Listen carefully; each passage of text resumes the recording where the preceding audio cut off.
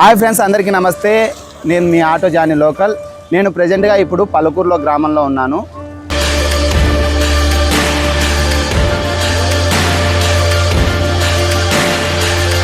ఇక్కడికి రావడానికి ఒక కారణం ఉంది. అన్న పేరు సీను. రీసెంట్గా వచ్చిన మన ఆదిమానవుల గుహ వీడియో చూసి నాకు కాల్ చేయడం జరిగింది. అన్న, మీ సైడే కాదు, మా సైడ్ కూడా ఒక మంచి గుహ ఉంది. ఆ గుహ పేరు వచ్చేసి సన్యాసి గుహ అని చెప్పడం జరిగింది.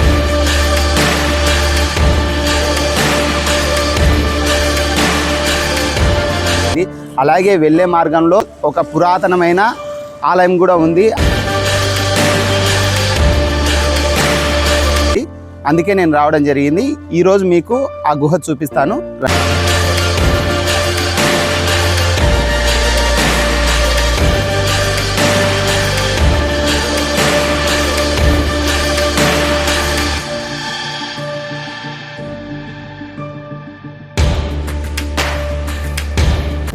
ఇంతకీ సన్యాసి తపస్సు చేసిన గుహ ఎక్కడుంది అనుకుంటున్నారా? మరెక్కడో కాదండి, మన ఆంధ్రప్రదేశ్లోని నంద్యాల జిల్లా బనియాన్పల్లె మండలం నుంచి 17 కిలోమీటర్ల దూరంలో ఉన్న పలుకూరు గ్రామం నుంచి మరో 10 కిలోమీటర్ల దూరంలో ఉన్న కపట్ల అనే కొండల్లో ఉంది.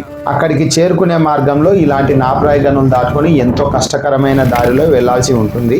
అక్కడికి చేరుకునే మార్గంలో మేము ఎంత కష్టపడ్డామంటే, ఇలా దారి మిస్ అయ్యి ఈ గడ్డిలో దారి కానరాక రాళ్లను గుండ్లను ఎక్కించుకుంటూ చాలా అంటే చాలా కష్టపడుతూ, అలాగే పంట పొలాల్లో కందికోయలను తప్పించుకుంటూ మొత్తానికి ఆ గుహకు వెళ్లే దారి చేరుకున్నాం. ఇక్కడి నుంచి మరికొద్ది దూరం వెళ్తే ఎంతో అద్భుతమైన శివాలయాన్ని మనం చూడవచ్చు. మొత్తానికి ఇంత కష్టపడి ఇక్కడికి చేరుకోబోతున్నాం. అక్కడ కనపడుతుంది కదా శివాలయం, అక్కడికి వెళ్ళి చూద్దాం రండి.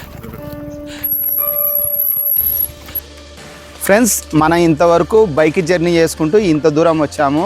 మనం వచ్చే దారిలో దాదాపు కొండలు దాటుకుంటూ, చెట్లను దాటుకుంటూ, పుట్టలను దాటుకుంటూ ఎన్నో ఇబ్బందులు పడుతూ బైక్ జర్నీ చేసాము. దాదాపు 1 గంట సేపు కష్టపడితే ఇక్కడికి చేరుకున్నాము. ఆ గుహకు వెళ్ళే దారిలో మనకు ఒక గుడి కనపడుతుంది. ఈ ప్రదేశాన్ని కపట్రాల అని పిలుస్తారు. ఇక్కడ మనకు శివయ్య దర్శనమిస్తాడు. రండి చూద్దాం. అలాగే మీరు ఆశ్చర్యపోయే ఒక అద్భుతాన్ని చూపిస్తాను. ఇక్కడ కనపడుతుంది కదా, ఇది ఒక చెలిమే. ఈ చెలిమేలో నీళ్లు తోడే కొద్దీ వస్తున్నాయని చెప్పడం జరిగింది. రండి చూద్దాం. ఇప్పుడు నేను ఈ నీళ్లు తోడి చూపిస్తాను. ఇక్కడ మీకు కనపడుతున్నాయి కదా, ఇక్కడ ఉండేది చిన్న తొట్టి మాదిరి ఉంది. ఈ గుంతలోనే నీళ్లు ఉన్నాయి. ఇవి తోడి చూపిస్తాను. అలాగే ఈ నీరు ఎక్కడి నుంచి వస్తుందో ఇంతవరకు ఎవరు కనిపెట్టలేకపోయారు. మేము వచ్చే దారిలో సీనన్న నాతో ఏం చెప్పాడంటే, ఇక్కడున్న ఒక చిన్న గుంతలో నీళ్లు తోడే కొద్దీ వస్తూనే ఉంటాయని చెప్తే నేను నమ్మలేదు. కానీ ఇప్పుడు నేను తోడుతుంటే అవి వస్తూనే ఉన్నాయి. ఇది చాలా అంటే చాలా అద్భుతం. అంతా ఆ శివయ్య లీల. మొత్తం అయిపోయినాయి. మీరు మళ్ళీ నీళ్లు పెరిగేది చూడవచ్చు. ఒకసారి చూడండి. ఇంతటి అద్భుతాన్ని నేను ఇంతవరకు ఎన్నడూ చూడలేదు. నాకు చాలా అంటే చాలా ఆశ్చర్యంగా ఉంది. మనం ఈ గుంతలో నీళ్లు మొత్తం ఇందాక తోడేసాం. మళ్ళీ ఇప్పుడు నీళ్లు పెరిగి ఉన్నాయి. ఈ నీటిని తాగి చూద్దాం. ఈ నీళ్ళు చాలా అంటే చాలా బాగున్నాయి. మన మినరల్ వాటర్ కూడా అంత బాగుండదు, అంత బాగున్నాయి. అలాగే మనం ఇక్కడ ఒక చిన్న శివలింగం కూడా మనకు దర్శనమిస్తుంది. అలాగే ఈ ప్రదేశాన్ని దాటి నీళ్ళు అనేది బయటికి రావు. ఎన్ని నీళ్ళు ఉన్నాయి ఇక్కడనే ఇంకిపోతాయి. ఈ నీళ్ళు బయటికి అనేది రావు. మీరు చూడవచ్చు, ఎన్ని నీళ్ళు వచ్చినా కూడా ఈ చెలిమేలో ఉంచి నీరు అనేది బయటికి రాదు. మీరు ఇక్కడ గమనించవచ్చు, మొత్తం పొడిగా ఉంది. మనకు ఈ ప్లేస్లో మట్టుకే నీరు అనేది ఇక్కడనే ఇంకిపోతుంది. ఒకసారి మీరు చూడవచ్చు, ఈ నీళ్ళు చూడండి ఎంత స్పష్టంగా ఉన్నాయో. ఇప్పుడు మనం గుడిలోకి వెళ్ళి చూద్దాం రండి. ఇలాంటివి చూసినప్పుడే నిజంగా ఆ దేవుడు ఉన్నాడనే నమ్మకం కలుగుతుంది. ఇంత అద్భుతమైన ప్లేస్ నేను ఇంతవరకు ఎన్నడూ చూడలేదు.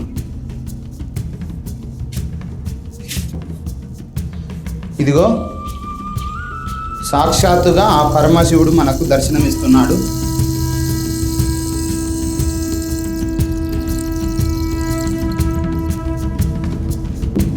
ఇక్కడ ఏ మాసంలో బాగా జరుగుతుందంటే, కార్తీక మాసంలో చివరి సోమవారం ఎంతో అద్భుతంగా జరుగుతుంది. అలాగే ఒక తిరునాళ్ళ మాదిరి పలుకూరులో ఉన్న జనాలు మొత్తం ఇక్కడికే వచ్చి కార్తీక మాసంలో చాలా అంటే చాలా అంగరంగ వైభవంగా తిరునాళ్ళ చేసి ఆ శివయ్యని దర్శించుకుంటారు. ఫ్రెండ్స్, ఆ శివయ్య దర్శనం చేసుకున్న తర్వాత నా మనసు ఎంతో సంతోషంతో ప్రశాంతంగా ఉంది. చాలా అంటే చాలా బాగుంది ఈ ప్రదేశం. అలాగే ఇంత కొండలలో కూడా ఆ శివయ్య వెలిశాడు. ఈ ప్రదేశంలో ఈ గుడి నిర్మించడానికి ఒక కారణం ఉంది. మనం ఆ గుహకు వెళ్ళేటప్పుడు మాట్లాడుకుందాం రండి. ఫ్రెండ్స్, చూశారు కదా ఆ కపట్టాల శివయ్యను. ఇంత కొండలలో చాలా అంటే చాలా అద్భుతంగా వెలిశాడు. అలాగే చాలా మనం ఆశ్చర్యపోయే విధంగా నీరు 24 గంటలు వస్తుంది. ఇప్పుడు మనం గుహకు చేరుకోనికే మార్గం ఇక్కడ నుంచి వెళ్ళాలి. ఇలాంటి కొండలు దాదాపు 2-3 దాటాలి అని చెప్తున్నాడు సీనన్న. మనం ఇప్పటి నుంచి వెళ్దాం పదండి. ఫ్రెండ్స్, ఇక్కడ నుంచి మనం ఇలాంటి గుట్టలు ఎన్నో దాటుకుంటూ అక్కడికి చేరుకోవాలి. అలాగే మీకు ఆ గుహ పేరు చెప్పలేదు కదా, సన్యాసి గుహ అంటారు. ఎందుకంటే పూర్వం కొన్ని వందల సంవత్సరాల కిందట అక్కడ ఆ గుహలో ఒక సన్యాసి ఉండేవాడని మనకు సీనన్న చెప్పడం జరుగుతుంది. అలాగే ఆ గుహలో ఒక లారీ మొత్తం తిప్పినా తిరిగే అంత స్థలం ఉందంట. అది ఊహించుకుంటేనే మనకు చాలా అంటే చాలా థ్రిల్లింగ్గా ఉంది. రండి వెళ్దాం. ఆ గుహకు సన్యాసి గుహ అని పేరు ఎలా వచ్చిందంటే, కొన్ని సంవత్సరాల కిందట ఆ గుహలో ఒక సన్యాసి తపస్సు చేసుకునేవాడని అందరూ అనుకునేవారు. కానీ ఆ గుహలోకి ఎవరు ధైర్యం చేసి వెళ్ళి చూడలేదు. అలాగే మీకు ఒక చిన్న విషయం చెప్తాను. ఈరోజు ఆదివారం, అలాగే నిండు అమాస. మన అమాస రోజే ఈ వీడియో తీస్తున్నాం. చూద్దాం. చాలామంది పెద్దవాళ్ళు ఏం చెప్తారంటే, అమాస రోజు ఎక్కడికి జర్నీలు చేయకూడదని చెప్తారు. కానీ మనం ఆ దేవుని మీద భారం వేసి అక్కడికి వెళ్తున్నాం. మనల్ని మొత్తం ఆ దేవుడే చూసుకుంటాడు. నాకు ఆ నమ్మకం ఉంది. ఎందుకంటే నేను ఎంతో ప్రమాదకరమైన ప్లేస్కి వెళ్ళినా ఇంతవరకు ఏమీ జరగలేదు. ఫ్రెండ్స్, ఇలాంటి ప్రదేశాలకు వచ్చినప్పుడు చాలా జాగ్రత్తగా వెళ్ళాలి. ఎందుకంటే ఈ ప్రదేశంలో అడవి జంతువులు ఎన్నో ఉంటాయి. అంటే అడవి పందులు, అలాగే చిరుత పులులు, ఇంకా ఎన్నో ప్రమాదకరమైన జంతువులు ఉంటాయి. మనం ఇక్కడికి వచ్చేతలకనే అలసిపోయాం సగం. మీకు ఈ కొండ మీద నుంచి ఒకసారి ఈ లొకేషన్ చూపిస్తాను, ఎంత అద్భుతంగా ఉంటుందో. ఫ్రెండ్స్, మొత్తానికి మనం ఒక కొండ పైకి చేరుకున్నాం. ఇలాంటి కొండ మరొకటి ఎక్కి దిగితే మనకు ఆ గుహ వస్తుంది. ఒక్కసారి ఈ లొకేషన్ చూడండి. చాలా అంటే చాలా బాగుంది. చూస్తున్నారు కదా ఎంత అద్భుతంగా ఉంటే మాటల్లో చెప్పలేం. ఇలాంటి అద్భుతాలు ఎన్నో ఇంకా దాగి ఉన్నాయి మనం వెళ్ళే మార్గంలో. ఎక్కడ స్కిప్ చేయకుండా చూడండి. ఇప్పుడు వెళ్దాం పదండి. ఇందాక ఒక స్టోరీ చెప్తూ ఆపేశాను కదా, ఆ గుహలో సన్యాసి ఉన్నాడని. ఆ గుహలోకి ధైర్యం చేసి ఎవరు వెళ్ళలేదని.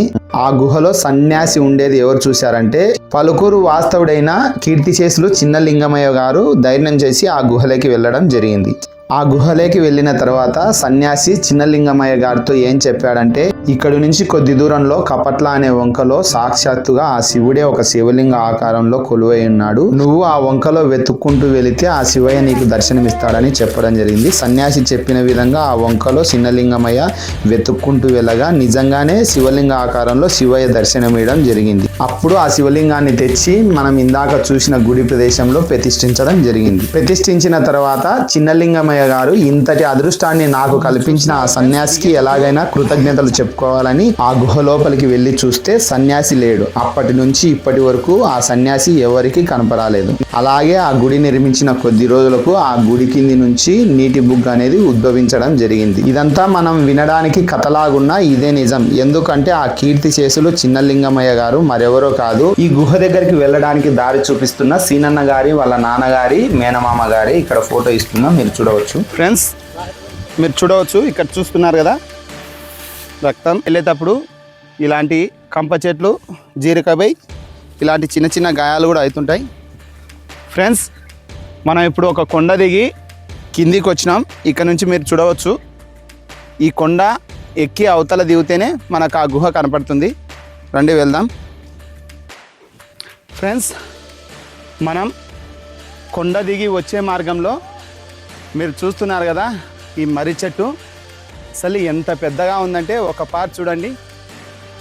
అసలు చాలా అంటే చాలా అద్భుతంగా ఉంది. ఫ్రెండ్స్ చూస్తున్నారు కదా, అసలు ఎంత అద్భుతంగా ఉందంటే అంత అద్భుతంగా ఉంది. ఇంత పెద్ద మర్రి చెట్టు నేను ఎన్నడూ చూడలే. ఫ్రెండ్స్, మనం అక్కడికి చేరుకోవాలంటే మరొక కొండ ఎక్కి దిగాలి. రండి వెళ్దాం. ఫ్రెండ్స్, మనం దాదాపు 4 గంటల పాటు శ్రమించి 2 కొండలు ఎక్కి దిగిన తర్వాత మనకు ఆ సన్యాసి గుహ ఉండే కొండ కనపడుతుంది. అదిగో అక్కడ తెల్ల కొండ కనపడుతుంది కదా, ఆ తెల్ల కొండ దగ్గర సన్యాసి గుహ ఉందని మనకు సీనన్న చెప్తున్నాడు. అలాగే మనం ఇప్పుడు ఈ కొండలెమ్మడి ఎక్కి దిగొచ్చాం చూడండి. రండి వెళ్దాం. ఫ్రెండ్స్, మీకు ఒక దృశ్యం చూపిస్తాను. ఇక్కడ చూస్తున్నారు కదా, ఈ గుట్ట, ఇది గుట్ట కాదు, ఒక గోడ మాదిరి బేర్చారు. ఇక్కడ మీరు లోపల కూడా చూడవచ్చు. పూర్వం మన పెద్దవాళ్ళు ఈ అడవిలో మేకలను మేపేవారు. వాటిని మేపడానికి వెళ్ళినప్పుడు ఇలాంటి ప్లేస్ లోనే వాటి పిల్లలను భద్రంగా ఉంచి పైన రాయి కప్పి వెళ్ళేవారు. అడవి జంతువుల నుంచి ఆ చిన్న పిల్లలకు ఏం ప్రమాదం ఉండకుండా ఇలా చేసేవారు. మనం దాదాపు ఇంతసేపు కష్టపడిన తర్వాత ఆ గుహకు దగ్గరలో ఉన్నాం. రండి, ఈ కొండ ఎక్కితే అయిపోతుంది. ఆ సన్యాసి గుహ మనం చూడవచ్చు. అమ్మా,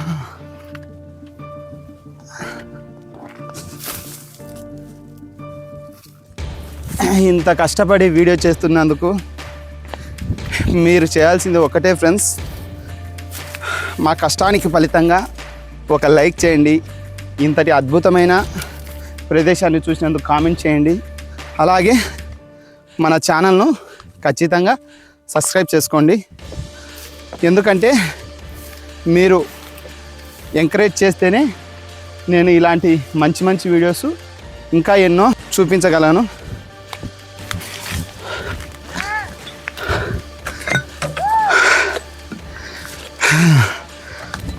చాలా అంటే చాలా అలసిపోయాను ఫ్రెండ్స్. దాదాపు ఇది 3వ కొండ.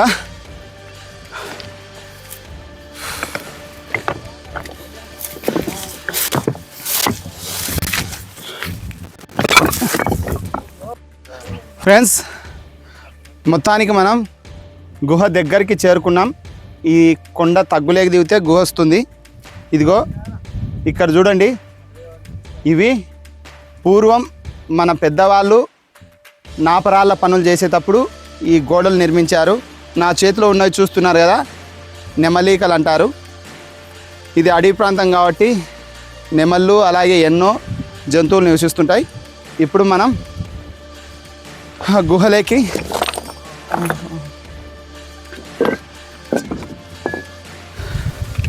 గణేష్